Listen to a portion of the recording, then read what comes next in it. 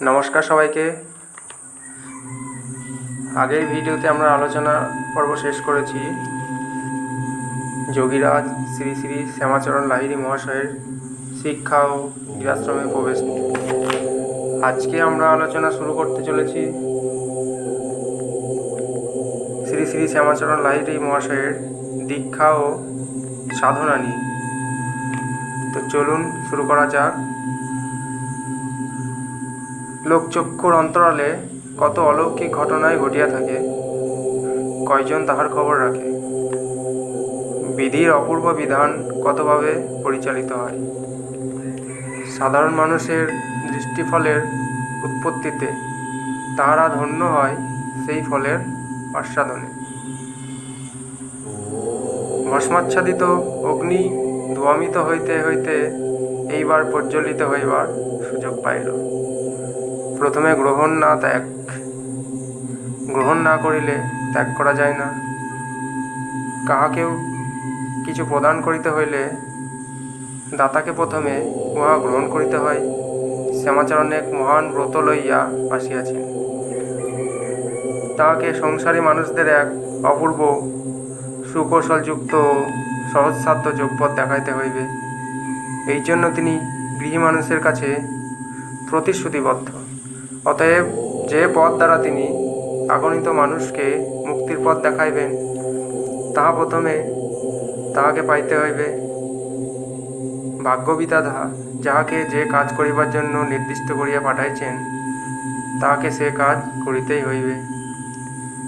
তাহার অন্যথা করিবার সাধ্য কাহারও নাই। এইবার বিধি সেই দিকেই শ্যামাচরণকে হাত ধরিয়া টানিল। 1868 খ্রিস্টাব্দে 23 নভেম্বর শ্যামাচরণ রানীক্ষেতে বদলির আদেশ প্রাপ্ত হইলেন। এখানে তিনি হেড ক্লার্ক পদে নিযুক্ত হওয়ায় কিছু বেতন বৃদ্ধিও হয়।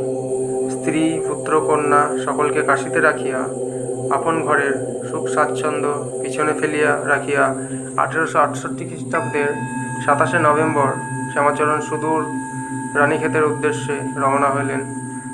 তখনকার দিনে রেলগাড়ি না থাকায় এক্কা অথবা অন্যান্য যানবাহনের সাহায্যে কয়েকদিন পর তিনি রানীক্ষেত পৌঁছালেন এবং কাজে যোগদান করিলেন। ভারতবর্ষের উত্তর দিকে হিমালয়ে অবস্থিত রানীক্ষেত 5980 ফুট উঁচু। কাঠগোদাম থেকে 50 মাইল দূরে রানীক্ষেত বর্তমানের মতো জনপদপূর্ণ জায়গা ছিল না। চারিদিকে জঙ্গল, জনবহুলহীন, এবং উত্তর দিকে তুষারমৌলি পর্বতমালা সগর্বে আকাশ ভেদ করিয়া দাঁড়াইয়া আছে। বড় অপূর্ব প্রাকৃতিক শোভা বিশিষ্ট রানীক্ষেত যে কোনো মানুষকে ধ্যানমৌন দেবাদিদেবের কথা মনে করিয়ে দেয়। অতি কঠিন হৃদয়ের মানুষও এখানে আসিলে ধর্মপ্রবণ হইয়া ওঠে। এখানকার প্রাকৃতিক শোভার সীমাহীন বিচিত্রতা, কোথাও কোথাও সাধুদের আস্তানা, বিকল্পতা, তাপসদের বিচরণভূমি, তাহারাই নির্জন পরিবেশে পরমাত্মা ধ্যানে নিমগ্ন। দেবাত্মা হিমালয় প্রাচীনকাল হইতেই ভারতের মানুষের অন্তরের পূজা পাইয়া আসিয়াছে। বিশ্ববিশ্রুত এই খ্যাতি, ভক্তদের বিশ্বাস এখানে দেবাদিদেব মহাদেবের বাসস্থান। সব ভক্তরাই মনে করেন এখানে দেবাদিদেব মহাদেব বাস করেন। মহাদেব যেন ধ্যানমগ্ন ঋষি। সৌনদের জন্য রাস্তা তৈরি হবে, তাহাদের রসদ আসিবে, একটি সেনানিবাস স্থাপিত হইবে। এই জন্য এখানে একটি নতুন অফিস খোলা হইয়াছে। থাকিবার মতো ঘরবাড়ি তখন না হওয়ায় তাহাকে তাঁবুতেই বাস করিতে হইত। অফিসে তাহার বিশেষ কিছু কাজ ছিল না।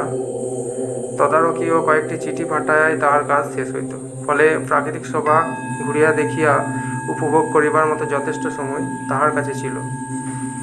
একদিন শ্যামাচরণ সশস্ত্র সিপাহী ও চাপরাশিদের সঙ্গে লইয়া অফিসের টাকাকড়ি সহ পাহাড়ের নির্জন পথ ধরিয়া আসিতেছেন। এমন সময় হঠাৎ তিনি শুনিলেন কে যেন তাহার নাম ধরিয়া ডাকিতেছেন। শ্যামাচরণ পাহাড়ের উপর দিকে তাকাইলেন, দেখিলেন এক সন্ন্যাসী তাহাকে ডাকিতেছেন। সন্ন্যাসী কিছুটা দ্রুত নিচের দিকে নামিয়া আসিয়া শ্যামাচরণের সামনে দাঁড়াইলেন। সন্ন্যাসীর সুঠাম বলিষ্ঠ দেহ আজানুলম্বিত বাহু, শান্ত স্নিগ্ধ দৃষ্টি, মুখে মৃদু হাসি। শ্যামাচরণ ভাবিলেন হয়তো কোনো লুণ্ঠনকারীদের সর্দার। তাহার দলের লোকেরা নিকটেই কোথাও লুকাইয়া আছে, তাহারা সাবধান হইলেন। সন্ন্যাসী বলিলেন, শ্যামাচরণ, ভয় পাইও না, আমি জানিতাম তুমি এই পথ দিয়াই যাইবে। আমি তোমার জন্য অপেক্ষা করিতেছি। তুমি অফিসের কাজ সত্বর সম্পন্ন করিয়া আমার আস্তানায় আসিবে, আমি তোমার জন্য অপেক্ষা করিব। এই বলিয়া সন্ন্যাসী দূরে পাহাড়ের উপর আস্তানা নির্দেশ করিয়া দিয়া চলিয়া গেলেন। এরপর শ্যামাচরণ অফিসের কাজ তাড়াতাড়ি শেষ করিয়া তাঁবুতে ফিরিলেন। শ্যামাচরণ ভাবিতে লাগিলেন সাধুর নিকট যাইবেন কিনা। আবার ভাবিলেন সাধু তাহার নাম জানিলেন কেমন করিয়া। শ্যামাচরণ জানিতেন হিমালয়ের এই নির্জন প্রদেশে অনেক ভালো সাধু সন্ন্যাসীও থাকেন। তাই স্বভাবতই ধর্মপ্রাণ শ্যামাচরণের ওই সাধুর সহিত আলাপ করিবার ইচ্ছা প্রবল হইল এবং সত্তর ওই সাধুকে দর্শন করিবার উদ্দেশ্যে রওনা হইলেন। পাহাড়ের চড়াই উতরাই পথে চলিতে গেলে সমভূমির মানুষ সহজেই ক্লান্ত হইয়া পড়ে। পাহাড়ের গাত্র দিয়া যে সরু পথ শিখর দেশে গিয়াছে, তিনি সেই পথ দিয়া একাকী চলিতে লাগিলেন। এই অপার্থিব সৌন্দর্যময় প্রদেশে ধ্যানাসীন দুর্যটির তপবনে কত মহাযোগী ধ্যানমগ্ন। তাহাদের পূর্ণ দর্শনের আকাঙ্ক্ষায় যুগ যুগ ধরিয়া চলিয়াছে কত মানুষের আনাগোনা। বহুদূর যাইবার পর ক্লান্ত হইয়া শ্যামাচরণ ভাবিতেছেন আর তাহার যাওয়া উচিত হবে কিনা। এদিকে সন্ধ্যার পূর্বে তিনি তাঁবুতে যদি ফিরিতে না পারেন, তা হইলে সাপদর্শনকুল এলাকায় ভয়ও আছে। ক্রমে পিছনের পাহাড়ের অন্তরালে দিনমণি সেদিনের মতো পাটে বসিবার আয়োজন করিতেছেন। একটা পাথরের উপর বসিয়া শ্যামাচরণ বিশ্রাম করিতে লাগিলেন। কোথাও জনমানব নাই, থাকিবার কথাও নাই, অল্প শীত পড়িয়াছে। বনপথ চারিদিক নিবিড়। বন তাহার মধ্য দিয়ে আগাইয়া চলেন শ্যামাচরণ। মনে সন্দেহ জাগে, ভুল পথে এলেন নাকি। সম্মুখে প্রসারিত হিমালয়ের বিচিত্র শোভা, যত দৃষ্টি যায় পাহাড়ের উপর, পাহাড় ঢেউ খেলিয়া দিগন্ত মিশিয়ে আছে। মনে হয় হিমালয়ের এই অরণ্যই দেব মানবের বাসভূমি। এই হিমালয় তো সাধু মহাত্মার তপস্যা ক্ষেত্র। নিচে দুই পাহাড়ের মাঝখান দিয়া বাহির হইয়া আসে হিমালয়ের পাদমূলক বৈশিষ্ট্য। তত্ত্ব নির্ধারিত সেই যেন দেবদেবীদের অঙ্গধর চরণামিত ধরাধামে বাহিয়া আনে। ঝর্ণাধারা নিচে গগাস নদীর কোলে ছুটিয়া গিয়া ঝাঁপাইয়া পড়ে। বাতাসের অবিরাম সেই জলের কলকল ছলছল শব্দ, যেন বনদেবী অলক্ষ্যে জলতরঙ্গ বাজাইতেছে। প্রবাহপথে রাশি রাশি শিলাখণ্ড মাথা তুলিয়া স্তব্ধ হইয়া সেই সঙ্গীত শুনে। চির পাইন গাছগুলি প্রহরীর মতো যেন সঙ্গীত উঁচু করিয়া সারা পাহাড় দখল করিয়া আছে। তাহারাই বন নীলিমার অন্তরালে ঊর্ধ্বমুখী ক্ষীণরেখা পথ আধ্যাত্ম পিয়াসী পথিক শ্যামাচরণের চিত্তকে হাত বাড়াইয়া অজানা পথে আহ্বান করে। তো বন্ধুরা, আজকে এই পর্যন্তই। ভিডিও অনেক লম্বা হয়ে যাবে, তাই আমি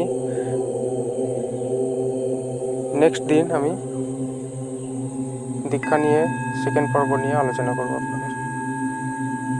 আমাদের ভিডিও যদি আপনাদের ভালো লাগে অবশ্যই সাবস্ক্রাইব করবেন, লাইক করবেন। ভালো থাকবেন, সুস্থ থাকবেন।